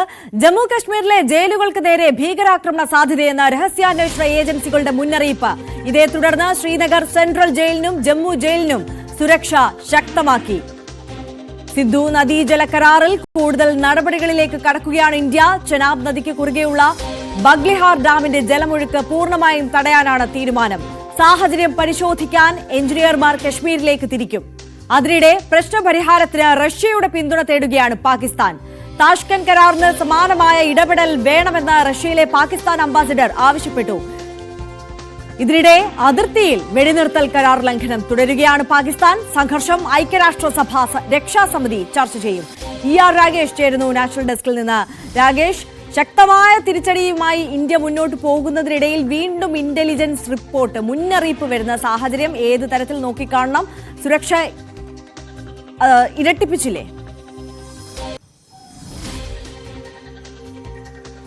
ആര്യ, ഇത്തരത്തിലൊരു ഇന്റലിജൻസ് റിപ്പോർട്ട് ഈ ഘട്ടത്തിൽ പുറത്തു വന്നിട്ടുണ്ട്. അതായത് ജമ്മു കശ്മീരിലെ ജയിലുകൾക്ക് സുരക്ഷാ ഭീഷണി, ഒരു ആക്രമണ സാധ്യതയുണ്ട് എന്നാണ് രഹസ്യാന്വേഷണ വിഭാഗത്തിന്റെ മുന്നറിയിപ്പ്. 2 സെൻട്രൽ ജയിലുകളാണ് ജമ്മു കശ്മീരിലുള്ളത്. ഒന്ന് ശ്രീനഗറിലുള്ള സെൻട്രൽ ജയിൽ, മറ്റൊന്ന് ജമ്മുവിലുള്ള കോട്ട് ബൽവാൾ സെൻട്രൽ ജയിലിൽ. കാരണം നിരവധി ഭീകരർ ഇതിനോടകം തന്നെ ഈ ജയിലുകളുണ്ട്. ഒപ്പം ഭീകരരെ സഹായിച്ച പലരും ഈ ജയിലുകളുണ്ട്. ഇപ്പോൾ പഹൽഗാം കേസുമായി ബന്ധപ്പെട്ട്, ഭീകരാക്രമണവുമായി ബന്ധപ്പെട്ടുകൊണ്ട് തന്നെ ജമ്മു ജയിലിലുള്ള 2 പേരെ കഴിഞ്ഞ ദിവസം ചോദ്യം ചെയ്യുകയൊക്കെ ചെയ്തിരുന്നു. ഇതിന് പിന്നാലെയാണ് ഇപ്പോൾ ഇത്തരത്തിൽ ആക്രമണ സാധ്യതയുണ്ട് എന്ന മുന്നറിയിപ്പ് വന്നിരിക്കുന്നത്. ഇതിന്റെ അടിസ്ഥാനത്തിൽ ഇപ്പോൾ CISFന്റെ DG ഉന്നത ഉദ്യോഗസ്ഥരുമായി ചർച്ച നടത്തുകയും അവിടെ സുരക്ഷ വർദ്ധിപ്പിക്കുകയും ചെയ്തിട്ടുണ്ട്. കാരണം 2023 വരെ സെൻട്രൽ ജയിലുകളുടെ സുരക്ഷാ ചുമതല CRPFനായിരുന്നെങ്കിൽ 2023 ശേഷം CISFനെ അവിടെ നിയോഗിക്കുകയാണ് ചെയ്തത്. അപ്പോൾ ഇതിന്റെ അടിസ്ഥാനത്തിലാണ് CISF DG ഉന്നത ഉദ്യോഗസ്ഥരുമായി ചർച്ച നടത്തുകയും തുടർന്ന് സുരക്ഷ വർദ്ധിപ്പിക്കുകയും ചെയ്തിട്ടുള്ളത്. ഏതായാലും ഈ മേഖലകളൊക്കെ തന്നെ ജമ്മുവിലാകെ തന്നെ സുരക്ഷ ശക്തമാക്കിയിട്ടുണ്ട്. പ്രത്യേകിച്ച് 22-ാം തീയതിക്ക് ശേഷം പലയിടത്തും വിവിധ തോതിൽ തെരച്ചിലുകൾ നടക്കുന്നുണ്ട്. സുരക്ഷയും വർദ്ധിപ്പിക്കുകയും ചെയ്തിട്ടുണ്ട്. ഏതായാലും ഇന്ത്യ പലവിധ നടപടികൾ പാകിസ്ഥാനെതിരെ ആലോചിക്കുന്നുണ്ട്. അതിൽ തന്നെ ഏറ്റവും പ്രധാനപ്പെട്ട ഒന്നാണ് സിന്ധു നദീജല കരാർ സസ്പെൻഡ് ചെയ്യുകയും തുടർന്നുണ്ടായിട്ടുള്ള നടപടികളും. കഴിഞ്ഞ ദിവസം ചെനാബ് നദിക്ക് കുറുകെയുള്ള ബഗ്ലിഹാർ ഡാമിന്റെ വെള്ളത്തിന്റെ ഒഴുക്ക്, പാകിസ്ഥാനിലേക്കുള്ള ഒഴുക്ക് കുറച്ചിരുന്നു. ഇപ്പോൾ ഇന്ത്യ കൈക്കൊള്ളാൻ പോകുന്ന നടപടി പൂർണ്ണമായും ഈ വെള്ളത്തിന്റെ ഒഴുക്ക് നിർത്തുകയും പകരം അത് ഇന്ത്യയിൽ തന്നെ ഉപയോഗിക്കാനുള്ള പദ്ധതികളാണ് ആസൂത്രണം ചെയ്യുന്നത്. ഇതിന്റെ ഈ ഭാവി കാര്യങ്ങളും ഒപ്പം തന്നെ തുടർ നടപടികളൊക്കെ തന്നെ പരിശോധിക്കാനായി 50 പേരടങ്ങുന്ന സംഘം കശ്മീരിലേക്ക്, എഞ്ചിനീയർമാരുടെ സംഘം കശ്മീരിലേക്ക് പോകും എന്നാണ് ഇപ്പോൾ സർക്കാർ വൃത്തങ്ങൾ വ്യക്തമാക്കുകയും ചെയ്തിട്ടുള്ളത്. സമാനമായ രീതിയിൽ നദിക്ക് കുറുകെയുള്ള അണക്കെട്ടും ജലനിരപ്പും കുറച്ചു കൊണ്ടുവന്ന് പാകിസ്ഥാനിലേക്കുള്ള ഒഴുക്ക് തടയും എന്നാണ് ഇപ്പോൾ സർക്കാർ അറിയിച്ചിട്ടുള്ളത്. കാരണം പാകിസ്ഥാനിലെ പ്രത്യേകിച്ച് പഞ്ചാബ് പ്രവിശ്യയിലടക്കം തന്നെ കൃഷിക്കും കുടിവെള്ളത്തിനുമൊക്കെ ആശ്രയിക്കുന്നത് സിന്ധു നദീജല കരാർ പ്രകാരമുള്ള അവർക്ക് ലഭിക്കുന്ന വെള്ളമാണ്. അപ്പോൾ അവിടേക്ക് പോകുന്ന വെള്ളത്തിന്റെ അളവ് കുറയ്ക്കുക, അങ്ങനെ പാകിസ്ഥാൻ ഒരു ശക്തമായ താക്കീതും നടപടിയും കൈക്കൊള്ളുക എന്ന ലക്ഷ്യം തന്നെയാണ് സർക്കാരിനുള്ളത്. ആ നടപടിയുമായി ഏതായാലും മുന്നോട്ട് പോകുന്നുണ്ട്. പക്ഷേ മറുവശത്ത് ചൂണ്ടിക്കാണിക്കാവുന്ന പ്രധാനപ്പെട്ട കാര്യം, ഒരു വശത്ത് സംഘർഷം ലഘൂകരിക്കണം, ഇന്ത്യ പ്രകോപനം ഉണ്ടാക്കുന്നു എന്ന് അന്താരാഷ്ട്ര വേദികളിലും വിവിധ രാജ്യങ്ങളോടൊക്കെ തന്നെ ആവർത്തിക്കുകയാണ് പാകിസ്ഥാൻ. മാത്രവുമല്ല റഷ്യയോട് ഇപ്പോൾ റഷ്യൻ വിദേശകാര്യമന്ത്രിയുമായി പാക് വിദേശകാര്യമന്ത്രി ചർച്ച നടത്തിയിട്ടുണ്ട്. റഷ്യൻ അംബാസഡറുടെ പ്രതികരണം വന്നിട്ടുണ്ട്. അതായത് റഷ്യ ഈ വിഷയത്തിൽ ഇടപെടണം, പ്രശ്നങ്ങൾക്ക് പരിഹാരമുണ്ടാക്കാൻ ഇടപെടണം, 66-ലെ താഷ്കന്റ് കരാർ പോലൊരു ഇടപെടൽ വേണം എന്ന പ്രതികരണമാണ് ഇപ്പോൾ പാകിസ്ഥാന്റെ ഭാഗത്തുനിന്നുണ്ടാകുന്നത്. അങ്ങനെയൊക്കെ പറയുമ്പോൾ പോലും പാകിസ്ഥാൻ അതിർത്തിയിൽ നിരന്തരം വെടിനിർത്തൽ കരാർ ലംഘനം നടത്തുന്നുണ്ട്. അത് കഴിഞ്ഞ ദിവസത്തേത് പോലെയല്ല സാഹചര്യം. ജമ്മു മുതൽ കശ്മീർ വരെയുള്ള വിവിധ സെക്ടറുകളിൽ ഇന്ത്യൻ പോസ്റ്റുകൾക്ക് നേരെ ആക്രമണം നടത്തിയിട്ടുണ്ട്. ഏതാണ്ട് 8 പോസ്റ്റുകൾക്ക് നേരെ ആക്രമണം നടത്തിയിട്ടുണ്ട്. അതായത് ബാരാമുള്ള തുടങ്ങി രജൌരി അടക്കം ജമ്മുവിന്റെ മേഖലയിൽ വരെ ഇന്ത്യൻ പോസ്റ്റുകൾക്ക് നേരെ ആക്രമണം നടത്തി ഇന്ത്യൻ സൈന്യം അവിടെ ശക്തമായി തിരിച്ചടിക്കുകയും ചെയ്തിട്ടുണ്ട്. ഇത് പഴയ സംഭവം പോലെ ഒറ്റപ്പെട്ട സംഭവമായി ഇതിനെ കാണാൻ കഴിയില്ല എന്ന നിഗമനം തന്നെയാണ് ഇപ്പോൾ ഏതായാലും സൈനിക വൃത്തങ്ങൾ നൽകുന്ന വിവരം. ഏതായാലും ഐക്യരാഷ്ട്ര സഭയുടെ രക്ഷാ കൗൺസിലും ഇന്ന് യോഗം ചേരുന്നുണ്ട്. ഇതിൽ ഇന്ത്യ പാക് തർക്കം ഏതായാലും ചർച്ച ചെയ്യും. പ്രത്യേകിച്ച് പാകിസ്ഥാൻ അടക്കം ആവർത്തിച്ച് പറയുന്നത് ഇൻഡസ് നദീജല കരാർ റദ്ദാക്കിയതടക്കം അവിടെ ഉന്നയിക്കുമെന്നാണ് പാകിസ്ഥാൻ ഇപ്പോൾ വ്യക്തമാക്കിയിരിക്കുന്നത്. നമുക്കറിയാം, ഈ സിന്ധു നദീജല കരാർ മരവിപ്പിക്കുന്ന നടപടിയുമായി ഇന്ത്യ മുന്നോട്ട് പോയപ്പോൾ തന്നെ പാകിസ്ഥാൻ പറഞ്ഞതാണ് ഇതിനെ ഒരു യുദ്ധമായി തന്നെ കാണും പാകിസ്ഥാൻ എന്നുള്ളത്. അങ്ങനെ യുദ്ധമായി കണ്ടാൽ തിരിച്ചടിക്കാൻ സുശക്തമാണ് ഇന്ത്യ, സുസജ്ജമാണ് ഇന്ത്യ. നമുക്കറിയാം, സൈനിക തലത്തിലടക്കം അതിനുവേണ്ട എല്ലാ ക്രമീകരണങ്ങളും ഒരുങ്ങിക്കഴിഞ്ഞിരിക്കുന്ന സാഹചര്യമാണ്. അതിനിടയിൽ ഇപ്പോൾ വീണ്ടും ഒരാക്രമണം ഉണ്ടാകുമെന്ന രഹസ്യാന്വേഷണ ഏജൻസികളുടെ മുന്നറിയിപ്പ് വരുന്നു. കൂടുതൽ കരുത്ത് കാട്ടാൻ, അതേസമയം അത് എത്രയും പെട്ടെന്ന് ഒരു തിരിച്ചടി നൽകാൻ ഇന്ത്യ തയ്യാറെടുക്കാനുള്ള സാഹചര്യം കൂടി ഒരുങ്ങുന്നു എന്ന് മനസ്സിലാക്കണമോ? ഒരു തിരിച്ചടി ഏത് നിമിഷം വേണമെങ്കിൽ പ്രതീക്ഷിക്കാം. കാരണം മുൻപുണ്ടായ ആക്രമണം, അതായത് ഉറിയിൽ ഉണ്ടായിരിക്കുന്ന ആക്രമണത്തിന് ഇന്ത്യ തിരിച്ചടിച്ചപ്പോഴും പുൽവാമയിൽ തിരിച്ചടിച്ചൊക്കെ തന്നെ 10 ദിവസത്തിന് ശേഷമാണ്, ഏതാണ്ട് 11 മുതൽ 13 ദിവസത്തിന് ശേഷമാണ് ഇന്ത്യയുടെ തിരിച്ചടി ഉണ്ടായിട്ടുള്ളത്. ഇപ്പോൾ സമാനമായ രീതിയിൽ ഈ പഹൽഗാം ആക്രമണത്തിന് ശേഷവും ഇപ്പോൾ ഏതാണ്ട് 12 ദിനം പിന്നിട്ടിരിക്കുന്നു. അപ്പോൾ ഒരു തിരിച്ചടി ഉണ്ടാകും. കാരണം കഴിഞ്ഞ ദിവസങ്ങളിലൊക്കെ തന്നെ നിർണായകമായ ചർച്ചകൾ ഡൽഹിയിൽ നടന്നിരുന്നു. ആദ്യം 30-ാം തീയതി കരസേനാ മേധാവി പ്രധാനമന്ത്രിയുമായി കൂടിക്കാഴ്ച നടത്തി. അതിനുശേഷം കഴിഞ്ഞ ദിവസം, അതായത് ശനിയാഴ്ച, നാവികസേനാ മേധാവിയുമായി പ്രധാനമന്ത്രി കൂടിക്കാഴ്ച നടത്തി. ഇന്നലെ വ്യോമസേനാ മേധാവിയും കൂടിക്കാഴ്ച നടത്തിയിരുന്നു. ഈ കൂടിക്കാഴ്ചയിലൊക്കെ തന്നെ സൈന്യത്തിന്റെ തയ്യാറെടുപ്പുകൾ, ഒപ്പം തന്നെ സാഹചര്യം തുടങ്ങിയവയാണ് ചർച്ച ചെയ്തത്. അതുകൊണ്ട് തന്നെ ഇന്ത്യ അത്തരമൊരു നീക്കം പ്രതീക്ഷിക്കുന്നുണ്ട്. ഇപ്പോൾ ഇന്ന് ആക്രമണം ഉണ്ടായി കഴിഞ്ഞാൽ അടുത്ത ദിവസം തന്നെ തിരിച്ചടിക്കുന്ന പതിവില്ല. കാരണം ഒന്ന്, അതിർത്തി മേഖലയാണ്, അവിടെ ആളുകൾ ഉള്ള മേഖലയാണ്. പ്രത്യേകിച്ച് ജമ്മു മേഖലയൊക്കെ കണക്കെടുക്കുകയാണെങ്കിൽ അവിടെ പൊതുവെ ഒരു ടൗൺഷിപ്പ് അടക്കമുള്ള മേഖലയാണ്, രജൌരി അടക്കമുള്ള മേഖല. അവരുടെ സുരക്ഷ ഒരുക്കേണ്ടതുണ്ട്. അത്തരം ആളുകളെയൊക്കെ തന്നെ സുരക്ഷിത സ്ഥാനങ്ങളിലേക്ക് മാറ്റേണ്ടതുണ്ട്. അങ്ങനെ എല്ലാ സാഹചര്യം കൂടി കണക്കിലെടുത്താണ് ഒത്തിരി സൈനിക നീക്കം സ്വാഭാവികമായും ഉണ്ടാകാറുള്ളത്. ഏതായാലും വിശദമായ ചർച്ചയൊക്കെ തന്നെ 3 സേനാ മേധാവികളുമായി ഇതിനോടകം തന്നെ പൂർത്തിയായിട്ടുണ്ട്. വരും ദിവസങ്ങളിൽ അത്തരം ഒരു നീക്കം സൈന്യത്തിന്റെ ഭാഗത്ത് പ്രതീക്ഷിക്കാം. ആര്യ, തീർച്ചയായും രാഗേഷാണ് വിശദാംശങ്ങൾ നൽകിയത്. മറ്റൊരു വാർത്തയിലേക്ക് കടന്നാൽ, വഖഫ് നിയമത്തിന്റെ ഭരണഘടനാ സാധുതയെ ചോദ്യം ചെയ്യുന്ന ഹർജികളിൽ ഇന്ന് ഇടക്കാല വിധിക്ക് സാധ്യത. വഖഫ് നിയമം ചോദ്യം ചെയ്ത് വിവിധ കക്ഷികൾ സമർപ്പിച്ച ഹർജിയിൽ പ്രസ്തുത നിയമത്തിലെ 2 വ്യവസ്ഥകൾ താൽക്കാലികമായി തടഞ്ഞിരുന്നു. ഇതിന് പിന്നാലെ 3 ആഴ്ചകൾക്ക് ശേഷമാണ് വിഷയം വീണ്ടും കോടതി പരിഗണിക്കുന്നത്. MG മിഥുനുണ്ട് നാഷണൽ ഡെസ്കിൽ നിന്ന്. മിഥുൻ, നമുക്കറിയാം നേരത്തെ ഈ ഹർജി പരിഗണിച്ചപ്പോൾ പ്രധാനപ്പെട്ട 2 വ്യവസ്ഥകൾ തടഞ്ഞുകൊണ്ടാണ് സുപ്രീം കോടതിയുടെ ഭാഗത്തു നിന്ന് നടപടി ഉണ്ടായത്, ഉത്തരവുണ്ടായത്. ഇത് ഒരു പൂർണ്ണമായും സ്റ്റേ ചെയ്യുന്ന തരത്തിൽ ഒരു ഇടക്കാല വിധി ഉണ്ടാകുമെന്ന് പ്രതീക്ഷിക്കുന്നുണ്ടോ ഹർജിക്കാർ? ആര്യ, ഇന്ന് ചീഫ് ജസ്റ്റിസ് സഞ്ജീവ് ഖന്ന അധ്യക്ഷനായിട്ടുള്ള 3-അംഗ ബെഞ്ചാണ് ഈ കേസ് പരിഗണിക്കുകയും ചെയ്യുന്നത്. നേരത്തെ ഇടക്കാല ഉത്തരവ് പുറപ്പെടുവിച്ചതിലൂടെ നിലവിൽ തൽസ്ഥിതി തുടരണമെന്നുള്ള നിർദ്ദേശമാണ് സുപ്രീം കോടതി മുന്നോട്ട് വയ്ക്കുകയും ചെയ്തത്. ഒപ്പം തന്നെ 7 ദിവസത്തിനകം തന്നെ ഇക്കാര്യത്തിൽ ഒരു മറുപടി സത്യവാങ്മൂലം കേന്ദ്രം നൽകണമെന്നും ആവശ്യപ്പെടുകയും ചെയ്തിരുന്നു. അതിന്റെ അടിസ്ഥാനത്തിൽ കഴിഞ്ഞ ദിവസങ്ങളിൽ സുപ്രീം കോടതിയിൽ ഇത്തരത്തിൽ കേന്ദ്രം സത്യവാങ്മൂലം നൽകിയിരുന്നു. അതിൽ ചില കാര്യങ്ങൾ പറയുകയും ചെയ്തിരുന്നു.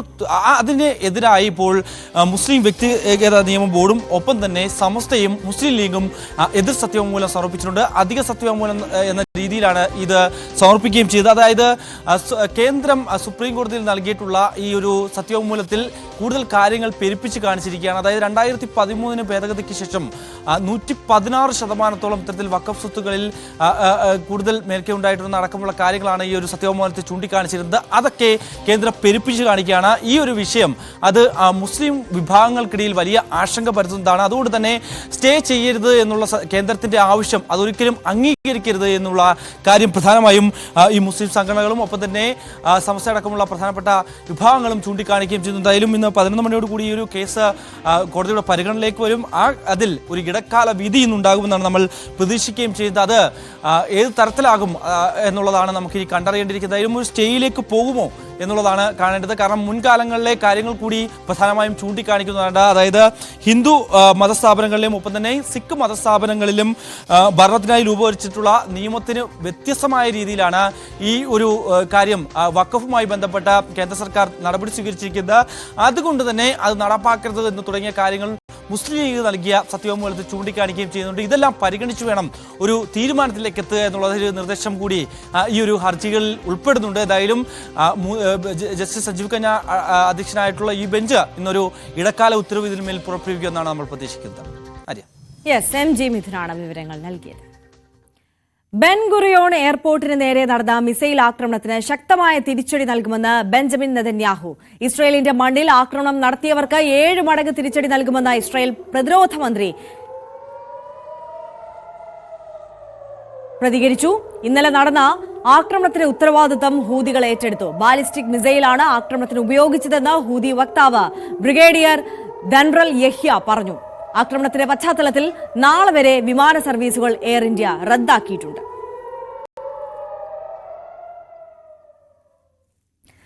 മറ്റു വാർത്തകൾ നോക്കാം ഇടവേളയ്ക്ക് ശേഷം.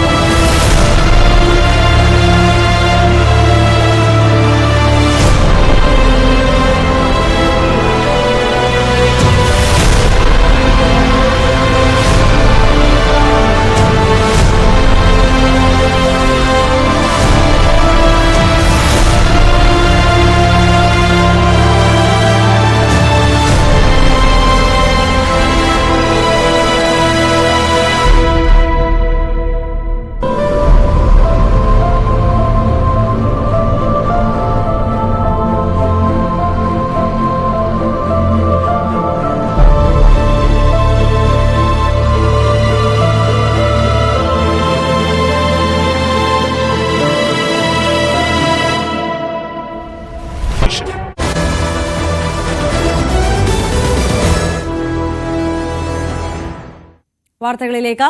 പത്തനംതിട്ടയിൽ വ്യാജ ഹോൾ ടിക്കറ്റുമായി നീറ്റ് പരീക്ഷയ്ക്ക് വിദ്യാർത്ഥി എത്തിയ സംഭവത്തിൽ അക്ഷയ കേന്ദ്രം ജീവനക്കാരി കസ്റ്റഡിയിൽ. നെയ്യാറ്റിൻകര സ്വദേശി ഗ്രീഷ്മ കുറ്റം സമ്മതിച്ചെന്ന് പോലീസ് വ്യക്തമാക്കി. സംഭവത്തിൽ വിദ്യാർത്ഥിക്കെതിരെ പോലീസ് കേസെടുത്തിരുന്നു.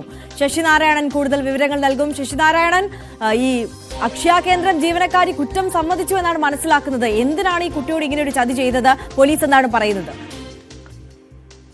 ആര്യ, എന്തായാലും ഇപ്പോൾ ഈ അക്ഷയ ജീവനക്കാരി, തിരുവനന്തപുരം സ്വദേശിയായ അക്ഷയ ജീവനക്കാരി ഗ്രീഷ്മയാണ് പോലീസിന്റെ കസ്റ്റഡിയിലുള്ളത്.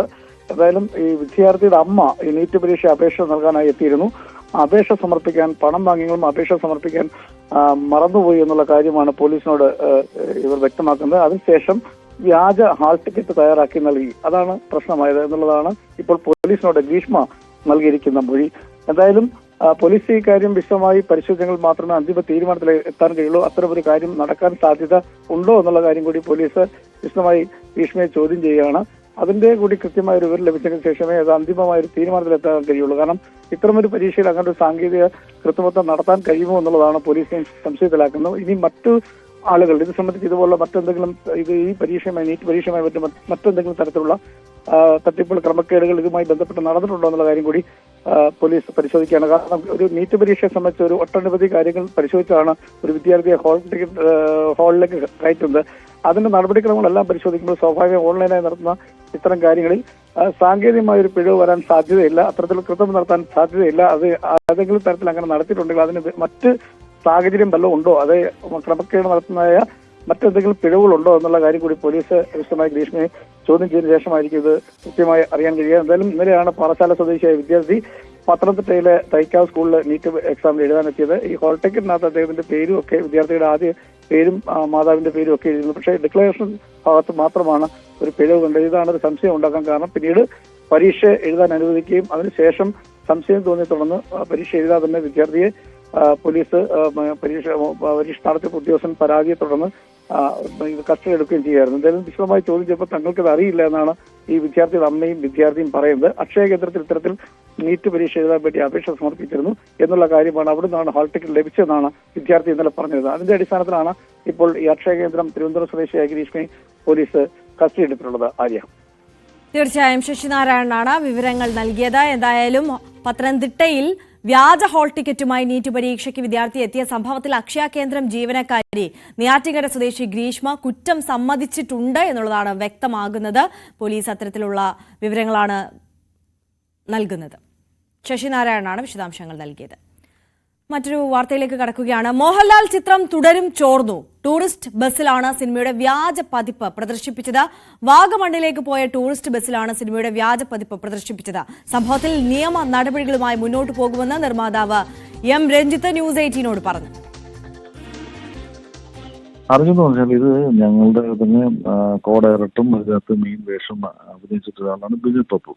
ബിനു പപ്പുവിന്റെ പേജിലേക്ക് ഒരു കുട്ടി ഇത് അയച്ചു കൊടുത്തതാണ്. ഇങ്ങനെ അവരൊരു ട്രാഫിക് ജാമിൽ കിടക്കുമ്പോൾ ഈ ബസ്സിൽ ഈ വീഡിയോ പ്രദർശിപ്പിക്കുന്നതും അതിന്റെ വീഡിയോസും ഫോട്ടോസും ആ വണ്ടിയുടെ നമ്പർ ഉൾപ്പെടെയുള്ളത് അയക്കുകയായിരുന്നു. അങ്ങനെ ബിനു പപ്പുവാണ് ഇത് ആദ്യമായിട്ട് അറിയുന്നത്. ബിനു ആണ് എനിക്കിത് അയച്ചു തന്നത്. ഇത് അയച്ചു വരുമ്പോൾ നമ്മളെ സംബന്ധിച്ചുള്ള ഏറ്റവും വലിയൊരു വിഷമം എന്ന് പറയുന്നത് ഈ സിനിമ ഇറങ്ങിയിട്ട് 11 ദിവസമേ ആയിട്ടുള്ളൂ. ഈ 11 ദിവസം ഇന്നലെ 10ാം ദിവസമാണ്. ഈ 10ാം ദിവസം ഇതൊരു പബ്ലിക്കായി ഒരു ബസ്സിനകത്തിട്ട് ഇത്രയും ആളുകളെ കാണിച്ചുകൊണ്ട് പരസ്യമായി നമ്മുടെ റോഡിലൂടെ ഓടിച്ചുകൊണ്ട് പോവുക എന്ന് പറയുന്നത് ഒരു തെറ്റായ പ്രവണതയാണ്. അപ്പോ ഇത് ശരിക്കും ഇതൊരു സിനിമ എന്ന് പറയുന്ന ഒരു വളരെ മോശമായ ഒരു കാലഘട്ടത്തില് രക്ഷപ്പെടുന്ന വളരെ കുറച്ച് സിനിമകളുള്ള കാലഘട്ടത്തിൽ അപ്പോ അത്തരം സിനിമകൾ ഇങ്ങനെ പ്രദർശിപ്പിച്ച് അതിന് എനിക്ക് മാത്രമല്ല ഇതിനകത്ത് ശരിക്കും സർക്കാരിന്റെ ആയാലും GST ആയാലും എല്ലാം നഷ്ടപ്പെടുത്തുന്ന ഒരു വലിയ മോശം പ്രവണതയാണിത്. അത് ശരിയല്ല എന്നുള്ളതാണ് എന്റെ വാദം. കാരണം ഇത് ഇങ്ങനെ ഒരു തെറ്റ് കാണിക്കുമ്പോൾ അത് തെറ്റ് ചെയ്യുന്നത് ശരിയല്ല എന്ന് അറിയാൻ വേണ്ടി മാത്രമാണ് ഇതിന് പരാതി കൊടുക്കാൻ തീരുമാനിച്ചത്. ഇത്തരം കാര്യങ്ങൾ നിയമ നടപടികൾ സ്വീകരിക്കുന്നത് അവർക്കെതിരെ അവരെ നശിപ്പിക്കാൻ വേണ്ടി അല്ല. ശരിക്കും ഇത് പലർക്കും അറിയാൻ കൂടെ കഴിയുന്നില്ല ഇത്തരം ഇതൊന്നും തെറ്റാണെന്ന്. ഇതൊരു തെറ്റാണ് എന്ന് നമ്മൾ ജനം അറിയേണ്ടത് ആവശ്യമാണ്.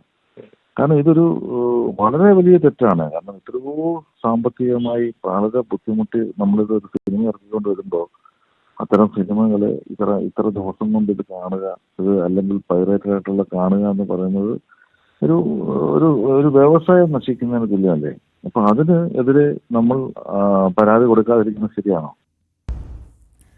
നിർമ്മാതാവ് M രഞ്ജിത്തിന്റെ വാക്കുകളാണ് നമ്മൾ കേട്ടത്. അദ്ദേഹം സൂചിപ്പിച്ചതുപോലെ തന്നെ വളരെ തെറ്റായ പ്രവണതയാണ് ഇത്തരത്തിൽ തിയേറ്ററിൽ മികച്ച വിജയം നേടി മുന്നേറുന്ന ചിത്രങ്ങളുടെയൊക്കെ വ്യാജ പതിപ്പുകൾ ഇറങ്ങുന്നത് പലകുറി നമ്മൾ കണ്ടിട്ടുള്ളതാണ്. വലിയ വാർത്തയായിട്ടുള്ളതാണ്, കേസായിട്ടുള്ളതാണ്. സമാനമായ രീതിയിലാണ് ഇപ്പോൾ തുടരും എന്ന ചിത്രത്തിന്റെ വ്യാജ പതിപ്പും ഇറങ്ങിയിരിക്കുന്നത്. അജയ് സുധാ ബിജു നമുക്കൊപ്പം ചേരുന്നുണ്ട് കൂടുതൽ വാർത്തകൾ വിശദാംശങ്ങളുമായി ന്യൂസ് ഡെസ്കിൽ നിന്ന്. അജയ്, ഇതിപ്പോൾ എങ്ങനെ ചോർന്നു എന്നാണ് മനസ്സിലാക്കുന്നത്? നിയമ നടപടിയുമായി മുന്നോട്ട് പോകാനാണ് അണിയറ പ്രവർത്തകർ ആലോചിക്കുന്നത്, അല്ലേ? തീർച്ചയായിട്ടും M രഞ്ജിത്ത് ചിത്രത്തിന്റെ നിർമ്മാതാവായിട്ടുള്ള M രഞ്ജിത്ത് എന്നോട് സംസാരിച്ചിരുന്നു. അദ്ദേഹം ഇത് തീർച്ചയായിട്ടും നിയമ നടപടികളുമായി മുന്നോട്ട് പോകുമെന്നാണ് അറിയിച്ചിട്ടുള്ളത്. എന്നാൽ ഇത് ഏത് തരത്തിൽ ആണ് പരാതി കൊടുക്കേണ്ടത് എന്നുള്ള കാര്യങ്ങളെപ്പറ്റി ഇപ്പോഴും ചർച്ച ചെയ്തുകൊണ്ടിരിക്കുകയാണ്. അപ്പോൾ അതിനെപ്പറ്റി കൂടുതൽ വിശദാംശങ്ങൾ അദ്ദേഹം പങ്കുവച്ചിട്ടില്ല. എന്തായാലും പരാതിയുമായി മുന്നോട്ട് പോകും എന്ന് തന്നെ M രഞ്ജിത്ത് പറഞ്ഞിട്ടുണ്ട്. ശരി അജയ്, ഞാൻ എത്താം. ശ്രീ M രഞ്ജിത്ത് തന്നെ നമുക്കൊപ്പം ചേരുകയാണ്. ശ്രീ M രഞ്ജിത്ത്, വളരെ നിരാശാജനകമായ ഒരു വാർത്ത തന്നെയാണ്. തിയേറ്ററിൽ ഇത്രയും മികച്ച കളക്ഷൻ നേടി മുന്നേറുന്ന ഒരു ചിത്രം തുടരും. അതിന്റെ ആ ഒരു വിജയത്തെയൊക്കെ തകർക്കുന്ന തരത്തിലാണ് ഈ വ്യാജ പതിപ്പ് ഇറങ്ങിയിരിക്കുന്നത്. എങ്ങനെ മുന്നോട്ട് നീങ്ങും? തീർച്ചയായിട്ടും ഇത് ശരിക്കും ഇതൊരു മോശം പ്രവണതയാണല്ലോ. കാരണം ഇതുകൊണ്ട് ജീവിക്കുന്ന എത്രയോ പേരുണ്ട്. കാരണം ഞാൻ പറയുന്നത് ഞാൻ മാത്രമല്ലല്ലോ. ഇത് തിയേറ്ററുകളാണെങ്കിലും തിയേറ്ററിന്റെ ഉടമസ്ഥർ എത്രയോ മാസങ്ങളായി ബുദ്ധിമുട്ട് അനുഭവിക്കുന്ന ഒരുപാട് പേർക്ക് ഒരു സന്തോഷം തന്ന ഒരു സിനിമയാണ്. അതുപോലെ തന്നെ പ്രേക്ഷകർ ഇത്രമാത്രം നമ്മൾ സന്തോഷത്തോടെ സ്വീകരിച്ചൊരു സിനിമയാണ്. ഇത് സിനിമ ഇറങ്ങി 10ാം ദിവസം തന്നെ ഇത് ഒരു ബസ്സിൽ പരസ്യമായി പ്രദർശിപ്പിക്കുക എന്ന് പറയുന്നത് എത്ര വലിയ തെറ്റാണ്.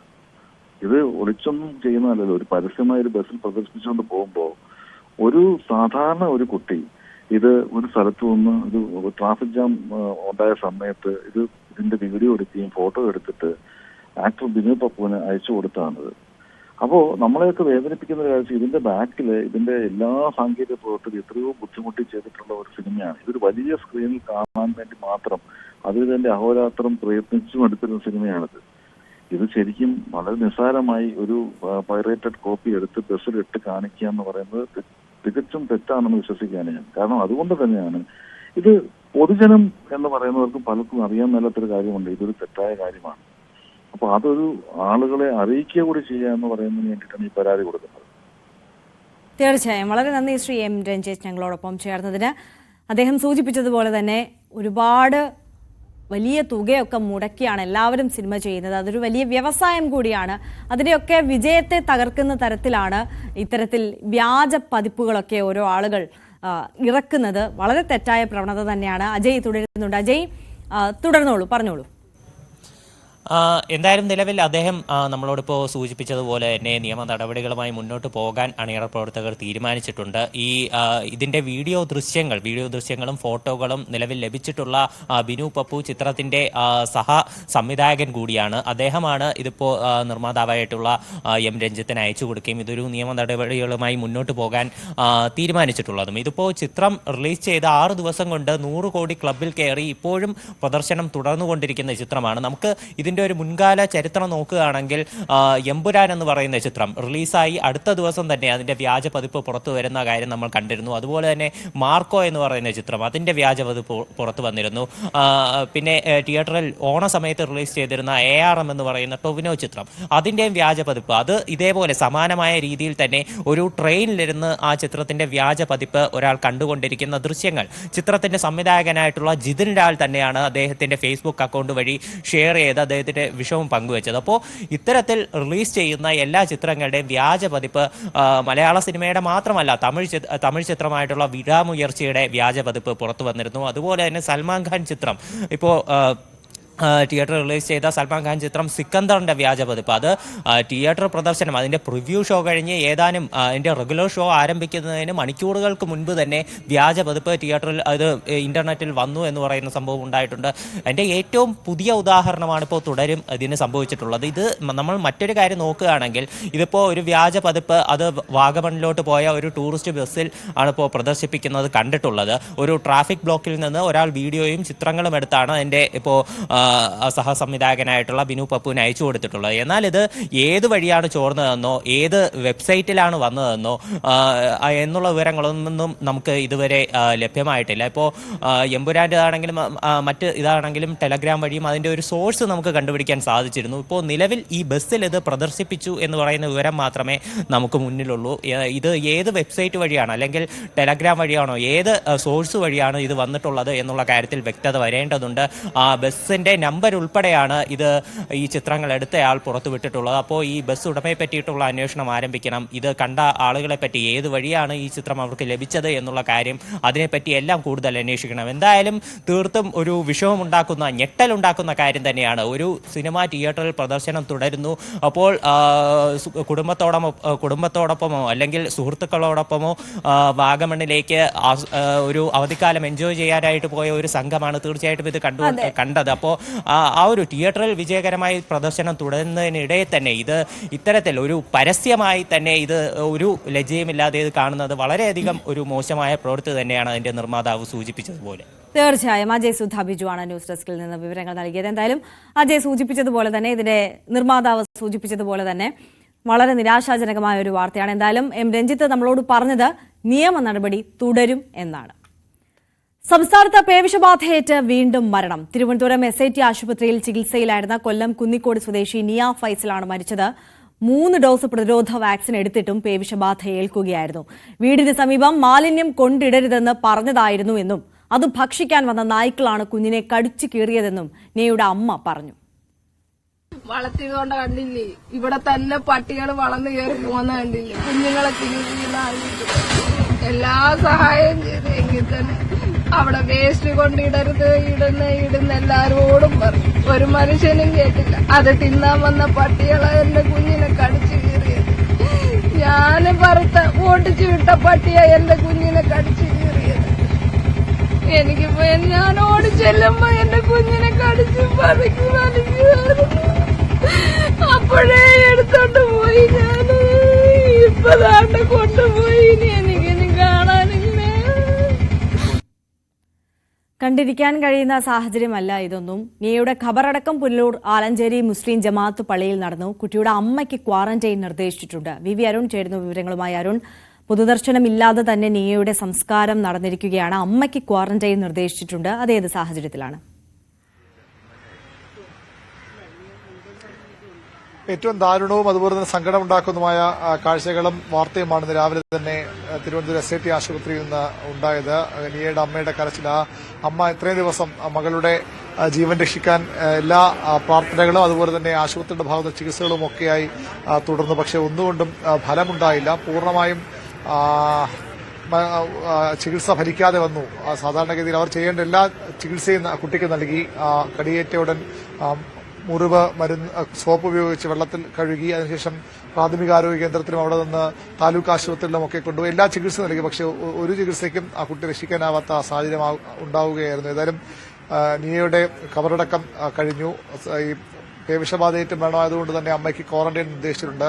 പൊതുദർശനത്തിനും പ്രോട്ടോകോൾ പ്രകാരം തടസ്സമുണ്ടായതുകൊണ്ടാണ് പൊതുദർശനമൊക്കെ ഒഴിവാക്കി ആശുപത്രി എസ്റ്റേറ്റ് ആശുപത്രി നേരെ പള്ളിയിൽ കൊണ്ടുപോയി കബറടക്കിയത്. ഈ പേവിഷബാധയേറ്റ് സംസ്ഥാനത്ത് മൂന്നാമത്തെ മരണമാണ് ഒരു മാസത്തിടെ ഉണ്ടാകുന്നത്.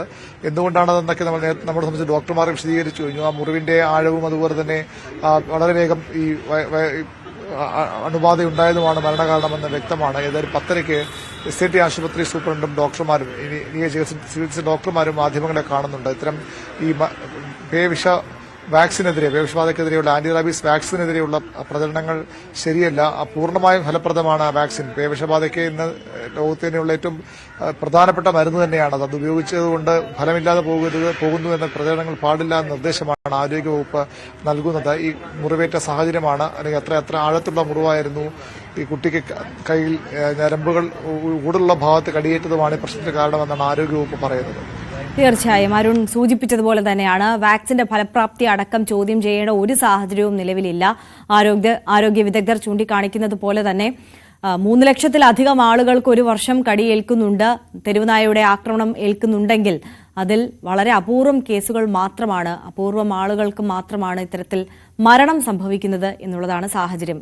ഈ ഞരമ്പിനും മറ്റുമൊക്കെ പരുക്കേറ്റ് കഴിഞ്ഞാൽ അത് പെട്ടെന്ന് തലച്ചോറിനെ ബാധിക്കുന്ന അവസ്ഥ, അതാണ് മരണത്തിലേക്ക് നയിക്കുന്നത് എന്നുള്ളതാണ്. അല്ലാതെ വാക്സിന്റെ ഫലപ്രാപ്തിക്കുറവോ മറ്റ് അത്തരത്തിലുള്ള വ്യാജ പ്രചാരണങ്ങളിൽ വീണു പോകരുത് എന്നുകൂടി ആരോഗ്യ പ്രവർത്തകർ വീണ്ടും ഓർമ്മിപ്പിക്കുകയാണ്. വിനീഷ് കൂടി നമുക്കൊപ്പം ചേരുകയാണ്. വിനീഷ്, പൊതുദർശനമില്ലാതെ നിയയുടെ സംസ്കാരം നടന്നിരിക്കുകയാണ്. ഒരു നാടിന്റെ നോവായി മാറുകയാണ് നിയ എന്ന 7 വയസ്സുകാരി. എങ്ങനെയാണ് അവിടെ നിന്നുള്ള വിവരങ്ങൾ? അതെ ആര്യ, നിയയുടെ സംസ്കാരം കഴിഞ്ഞിരിക്കുന്നു. പുനലൂർ ആലഞ്ചേരി മുസ്ലിം ജമാഅത്ത് പള്ളിയിലായിരുന്നു ഖബറടക്കം നടന്നത്. ഇന്ന് പുലർച്ചെയാണ് കുട്ടി SIT ചികിത്സയിലിരിക്കെ മരിച്ചത്. തുടർന്ന് പുനലൂർ ആലഞ്ചേരി മുസ്ലിം ജമാഅത്ത് പള്ളിയിൽ മൃതദേഹം എത്തിക്കുകയായിരുന്നു. പേവിഷബാധയെ തുടർന്ന് ഉള്ള മരണത്തിൽ സംസ്കാരം നടത്തുന്ന പള്ളിയിലേക്ക് മൃതശരീരം നേരിട്ട് കൊണ്ടുവരികയായിരുന്നു. അതായത് പൊതുദർശനത്തിന് വിലക്കുണ്ടായതിനാലാണ് വീട്ടിൽ പൊതുദർശനമില്ലായിരുന്നു. നേരിട്ട് പള്ളിയിലേക്ക് മൃതശരീരം ആംബുലൻസിൽ എത്തിക്കുകയായിരുന്നു. 7:45 കൂടിയാണ് മൃതശരീരം പള്ളിയിൽ എത്തിച്ചത്. തുടർന്ന് ആരോഗ്യവകുപ്പിന്റെ നിർദ്ദേശങ്ങൾ പാലിച്ചായിരുന്നു മതപരമായ ചടങ്ങുകളും അതുപോലെ തന്നെ സംസ്കാരവും നടന്നത്. അതുപോലെ തന്നെ ഈ കുട്ടി പേവിഷബാധയേറ്റ് മരിച്ച സാഹചര്യത്തിൽ കുട്ടിയുടെ അമ്മയ്ക്ക് ക്വാറന്റൈനിൽ കഴിയാനുള്ള ഒരു നിർദ്ദേശമാണ് ആരോഗ്യവകുപ്പ് നൽകിയത്. അതുകൊണ്ട് ബന്ധുക്കളൊക്കെ വളരെ കുറവായിരുന്നു. ഈ കുട്ടിയുടെ ഒരു സഹോദരൻ ഉണ്ടായിരുന്നു, സഹോദരന്റെ മറ്റൊരു ബന്ധു ഉണ്ടായിരുന്നു. അവർ വാവിട്ട് നിലവിളിക്കുന്ന ഒരു സാഹചര്യമായിരുന്നു. അതൊന്നും കണ്ടു നിൽക്കാൻ കഴിയാത്തൊരു സാഹചര്യമായിരുന്നു ആര്യ. എന്തായാലും ഈ കുട്ടിയുമായി സമ്പർക്കത്തിൽ ഉണ്ടായ 28 പരം ആൾക്കാരുടെ ലിസ്റ്റ് ആരോഗ്യവകുപ്പ് ശേഖരിച്ചിട്ടുണ്ട്. അവർക്കെല്ലാം ജാഗ്രതാ നിർദ്ദേശം നൽകിയിട്ടുണ്ട്. ക്വാറന്റൈൻ കഴിയാനുള്ള നിർദ്ദേശമാണ് ഇപ്പോൾ ആരോഗ്യ വിഭാഗത്തിൽ നൽകിയത്. അപ്പോൾ ഇന്ന് പുലർച്ചെയാണ് നിയ ഫൈസൽ മരണത്തിന് കീഴടങ്ങിയത്. എന്തായാലും വളരെ ദുഃഖകരമായ ഒരു വാർത്തയാണ് ആര്യ. നമുക്ക് കണ്ടു നിൽക്കാൻ കഴിയാത്തൊരു സാഹചര്യത്തിലേക്കാണ് എത്തിയിരിക്കുന്നത്. തീർച്ചയായും വിനീഷാണ് വിവരങ്ങൾ നൽകിയത്. SIT ആശുപത്രിയിലും തെരുവുനായ ശല്യം രൂക്ഷമാണ്. കൂട്ടിരിപ്പുകാർക്കും കുട്ടികളുമായി ആശുപത്രിയിൽ എത്തുന്നവർക്ക് വലിയ ഭീതിയാണ് അതുണ്ടാക്കുന്നത്. 7 വയസ്സുകാരി പേവിഷബാധയേറ്റ് മരിച്ച SIT ആശുപത്രിയിലെ കാഴ്ചകൾ കാണാം. തെരുവുനായുടെ കടിയേറ്റ് 3 കുട്ടികളാണ് ഈ ഒരു മാസത്തിനിടയിൽ സംസ്ഥാനത്ത് മരിച്ചത്. അത്രയധികം വേദന ഉണ്ടാക്കിയ ഓരോ കുടുംബത്തിനും ഈ ഓരോ മരണങ്ങളും. അങ്ങനെ വരുമ്പോൾ പരമാവധി തെരുവുനായ ശല്യം അവസാനിപ്പിക്കാൻ ശ്രമങ്ങളാണ് അധികം നടത്തുന്നത്. പക്ഷേ ഇപ്പോൾ ഈ കുട്ടിയുടെ മരണമുണ്ടായ കുട്ടി ചികിത്സയിലുണ്ടായിരുന്ന SIT ആശുപത്രി പരിസരത്ത് ദൃശ്യങ്ങളാണ് നമ്മൾ കാണുന്നത്. ഇവിടെയും തെരുവുനായകളുടെ വലിയ ശല്യമുണ്ട്. നിരവധി തെരുവുനായകൾ ഇവിടെ ഉണ്ട്. പലപ്പോഴും അത് ആളുകൾക്ക്, കുട്ടികളാണ് കൂടുതലെത്തുന്നത്, കുട്ടികളെ കൊണ്ട് രക്ഷിതാക്കളാണ് കൂടുതലായി ഇവിടെ എത്തുന്നത്. അവർക്ക് തന്നെ ഏറ്റവും അധികം ഭയമുണ്ടാക്കുന്ന സാഹചര്യമാണ്. ഇതൊക്കെ പലതും ചിലതൊക്കെ ഈ പേവിഷബാധയ്ക്കെതിരെയുള്ള വാക്സിൻ അല്ലെങ്കിൽ വരാതിരിക്കാനുള്ള വാക്സിൻ എടുത്തിട്ടുള്ള നായകളാണ്. അത്തരം നായകളായിരിക്കാം. പക്ഷെ എങ്കിൽ പോലും ഈ നായകൾക്ക് എപ്പോഴാണ് ഈ വിഷബാധ ഏൽക്കുന്നത് എന്ന കാര്യത്തിൽ കൃത്യമായ മറുപടി ആർക്കും ഉണ്ടാകില്ല. ഇതാണ് സാഹചര്യം. ഇതിപ്പോൾ ഈ രീതിയിൽ അക്രമാസക്തരാകുന്ന നായകളാണ് ഇവിടെ ഉള്ളത്. പക്ഷേ കുട്ടികളുമായി എത്തുമ്പോൾ സാധാരണക്കാരായ ആളുകൾക്ക് അല്ലെങ്കിൽ കുട്ടികൾക്കൊക്കെ വലിയ ഭീതി ഉണ്ടാക്കുന്ന ഒരു ദൃശ്യം തന്നെയാണ് ഇവിടെ ഉള്ളത്. തീർച്ചയായും അരുൺ റിപ്പോർട്ടിൽ സൂചിപ്പിച്ചതുപോലെ തന്നെ നിരവധി ആളുകൾ എത്തുന്ന ആശുപത്രിയിലെ ഭീതിതമായ കാഴ്ചകളാണ് പ്രേക്ഷകരിലേക്ക് എത്തിച്ചത്. അവിടെയും തെരുവുനായ ശല്യം എത്രത്തോളം രൂക്ഷമാണ് എന്നുള്ളതാണ് നമ്മൾ കാണേണ്ടത്. എന്തായാലും അധികൃതർ വേണ്ട വിധത്തിലുള്ള നടപടികൾ സ്വീകരിക്കണം. 9 മണി വാർത്തകളുടെ സമയം ഇവിടെ അവസാനിക്കുകയാണ്. ഇടവേളയ്ക്ക് ശേഷം കൂടുതൽ വാർത്തകളുമായി ന്യൂസ് ട്രെൻഡ്സ് കാണാം. TG സജിത്ത് ചേരും.